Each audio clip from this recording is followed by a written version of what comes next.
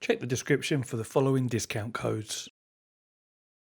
Today we're looking at a brand new wheel stand from the guys at GT Omega. They've already had their classic and Apex wheel stands around for absolutely years, and they've decided now to introduce what they are calling the DDX wheel stand. And as the name suggests, it is designed to support direct drive wheels, maximum stability, highly adjustable, feature rich, upgradable. So let's take a quick peek at this before I get to the assembly and see exactly what we're looking at. Obviously you can see some images of it here. Now this is, it says, meticulously crafted to meet the increasing demands of direct drive enthusiasts.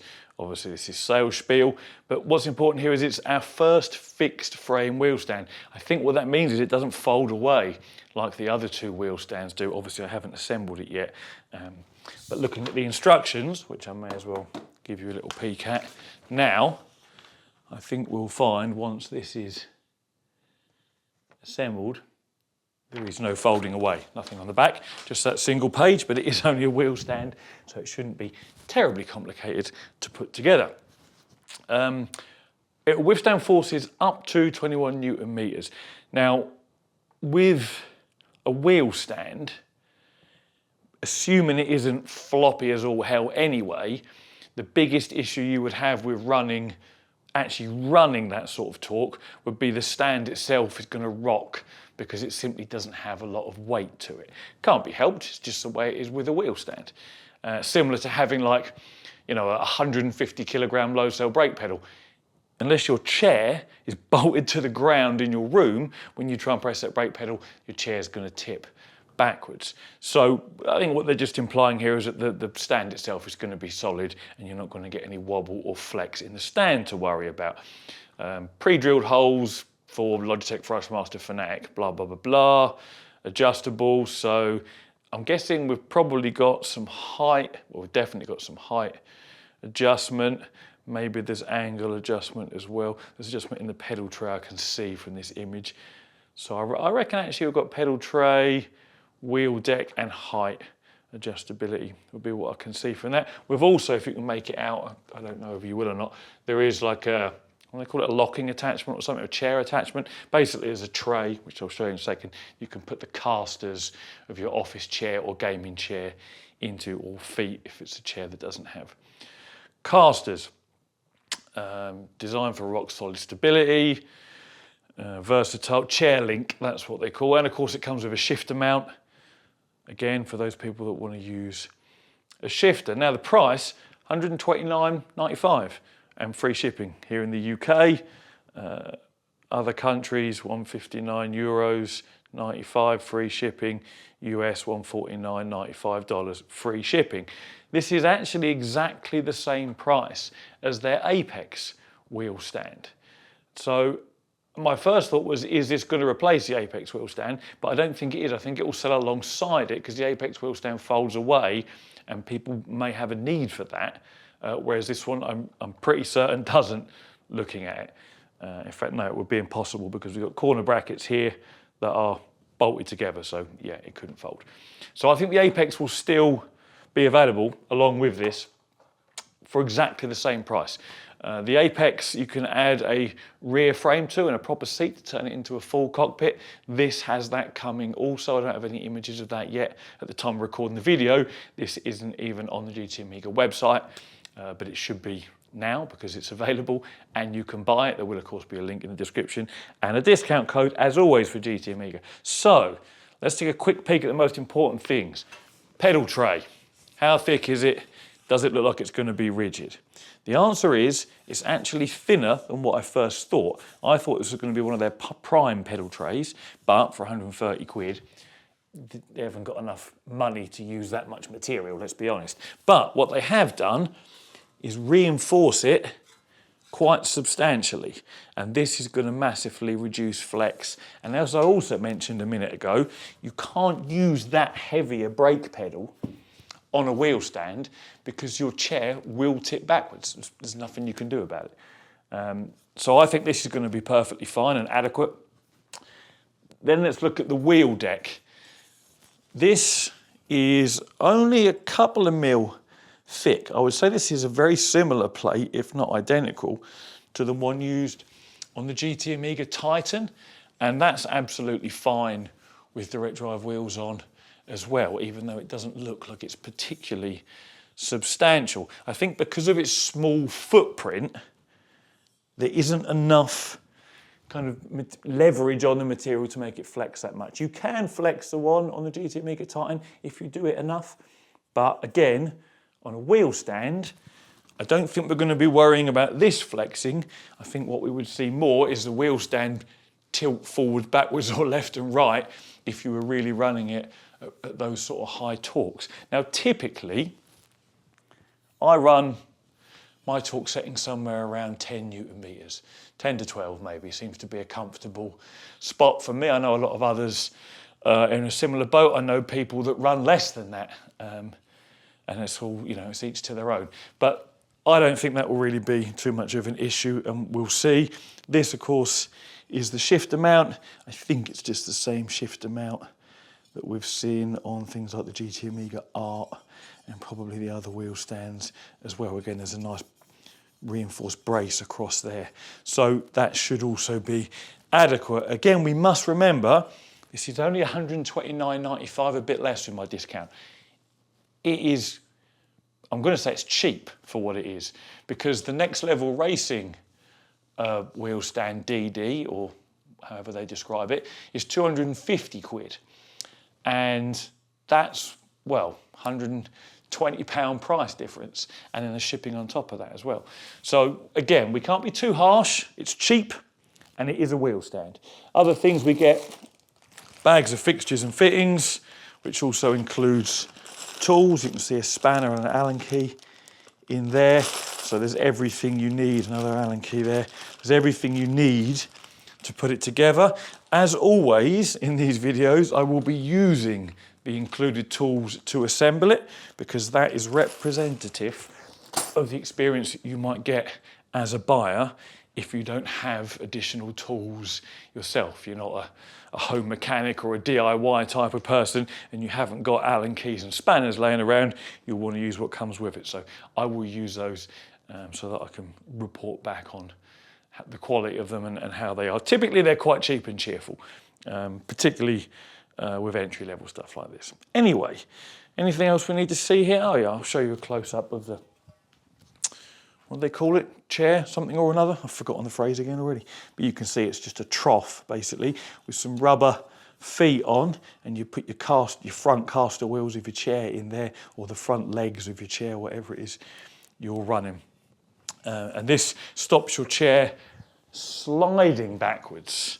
It doesn't stop it tipping up if you have a mega heavy brake pedal. That's just something you can't do much about, but it stops it sliding backwards, and it also, hopefully, adds a little bit of additional weight, sort of downward force onto the wheel stand itself to help keep the wheel stand a bit more solid.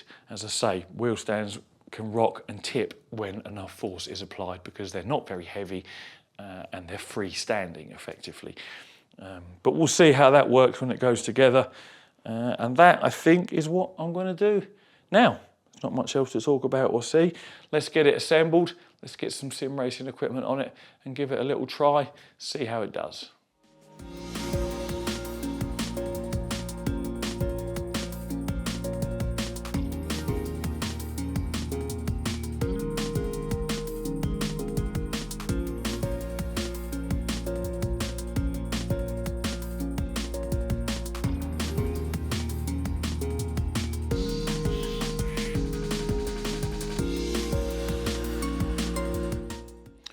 Painless assembly procedure, no problems at all putting it together, and already I can see that it is going to be a very solid wheel stand.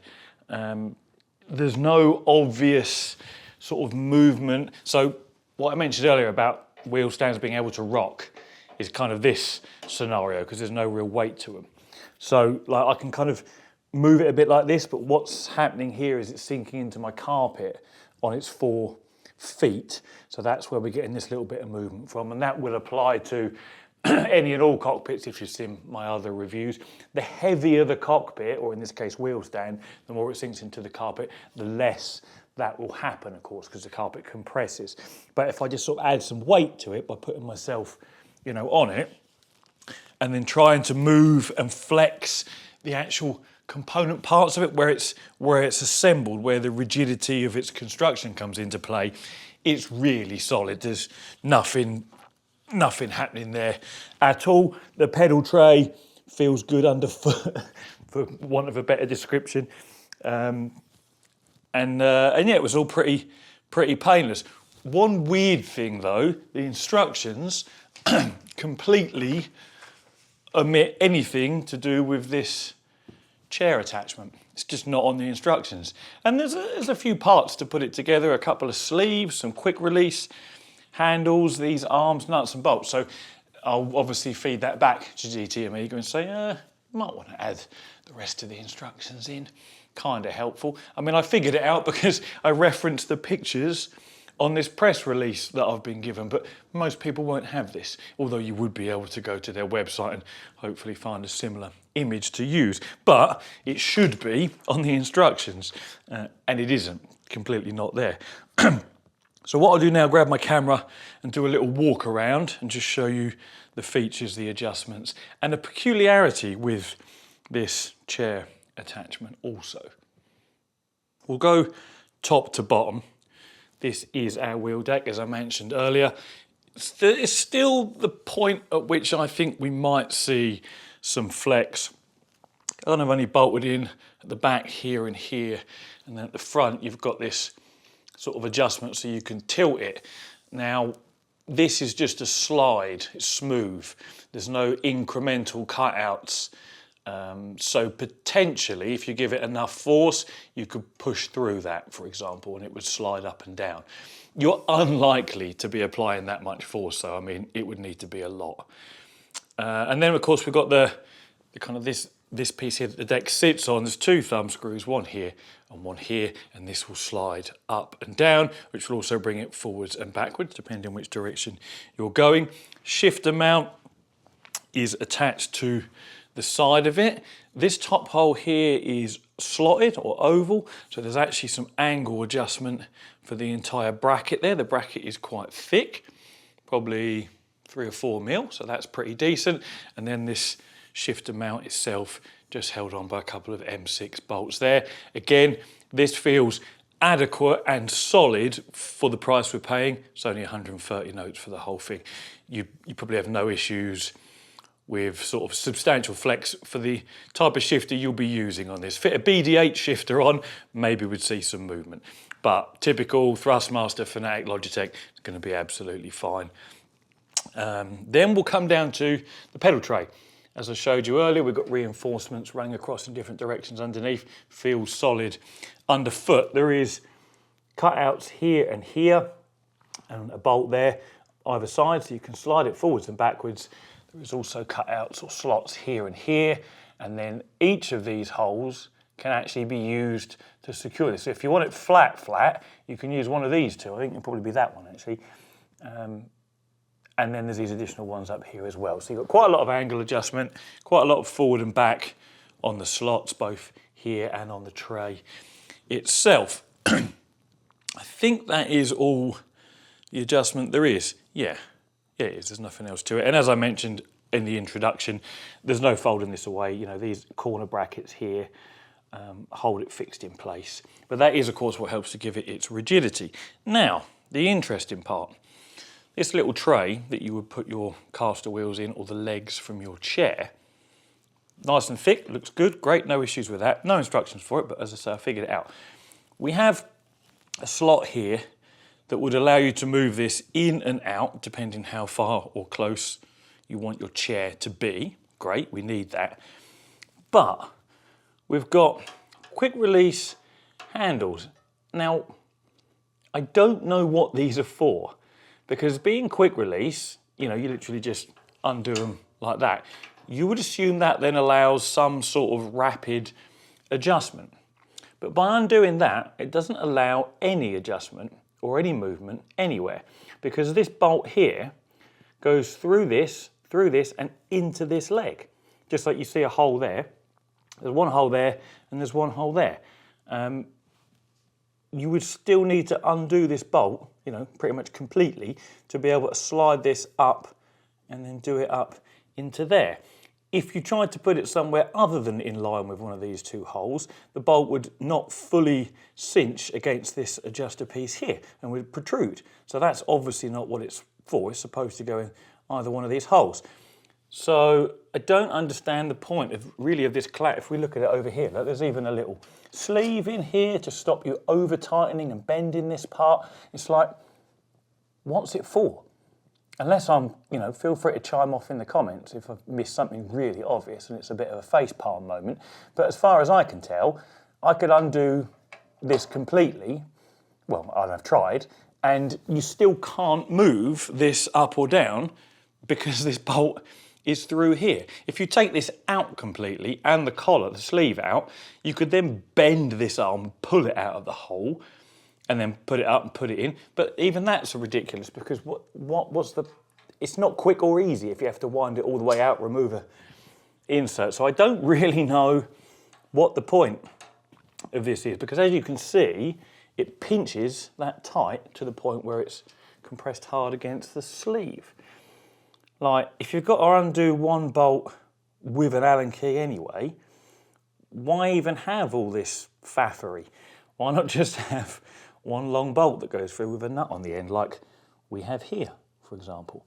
And if you want to use this hole, well, then you have to undo it and put it there, because it isn't something you'd need to adjust regularly. Presumably you're using the same chair every time.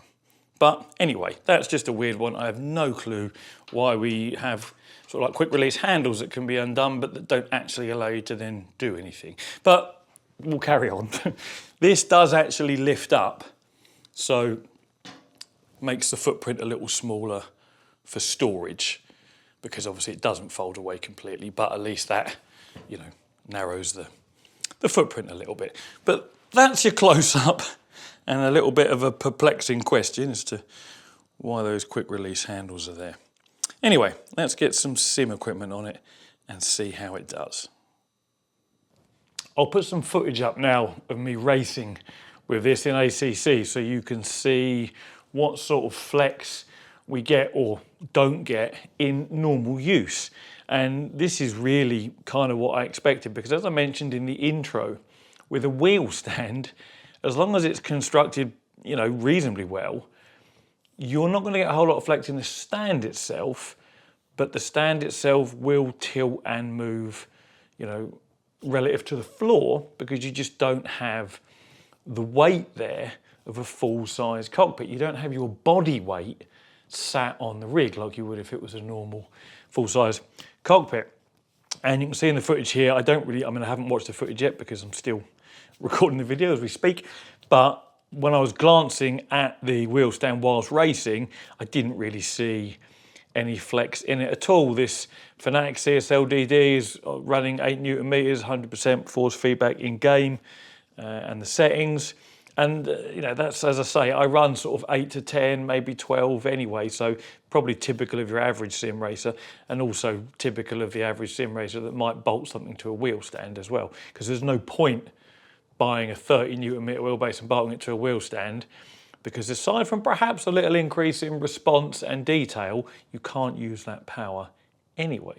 And the same goes for the heavy load cell pedals. You'll see in the footage there's no flex in the pedal tray, and I didn't think there would be, because I can't run the pedal heavy enough to be able to do that. I've had to reduce the pedal input down to about 60%, because any higher than that and my chair would lift out of the little chair attachment at the bottom of the rig. So let's cut to me now, and I'll show you exactly what I mean here. So you see the driving's absolutely fine, works great, no issues at all. It's a solid stand, more so than the Classic and the Apex, and I would say on par with the Next Level Racing one as well, but for $129.95 minus a discount from me. So that's all good. But the limitations of a wheel stand are that if you get too aggressive with your wheel, you can pick the stand up like that.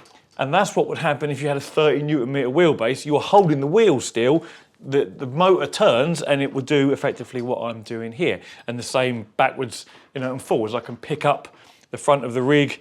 Can I do it with 2 fingers? Yeah, 2 fingers. That's where you're going to get movement in any wheel stand once the stand itself is solid. Brake pedal wise, as I mentioned, I have to run it 60% because any more and my chair lifts up and will come out of the little bit at the bottom there. It's not a problem with the GT Amiga DDX. It's just a wheel stand issue that you all have to be aware of. So as far as the stand itself goes, solid. I didn't notice any wobble or flex. You couldn't get any in the pedal tray even if you wanted to, because you can't run a pedal with that much force to be able to make it flex, because you'll just end up like on your arse over the back of the chair.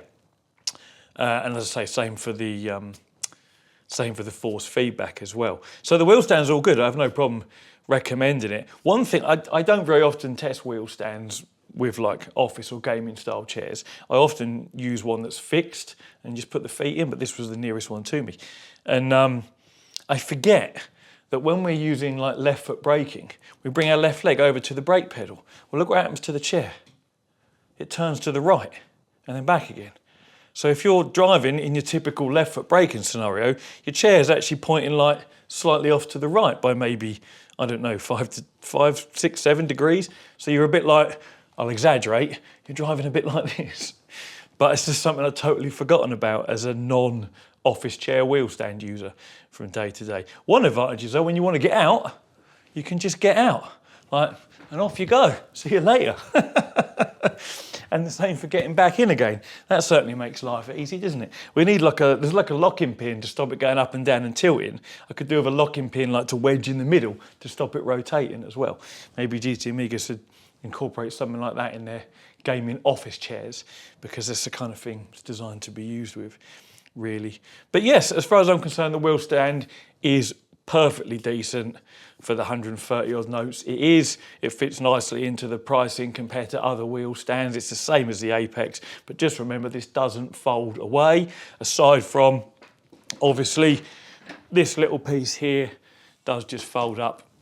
And you can undo your thumb screws and drop that down, so you can make the footprint a little bit smaller. But otherwise, it is as it is the entire time. Anyway, yep, gets a thumbs up from me. No issues. If you want one, click through and buy one. Decent little wheel stand for people with, even if you don't need to fold away, I still recommend this over the other two if you're using something like a Logitech G920, just because it doesn't flex as much. So yeah, it's decent. Anyway, as always, thank you very much for watching and take it easy.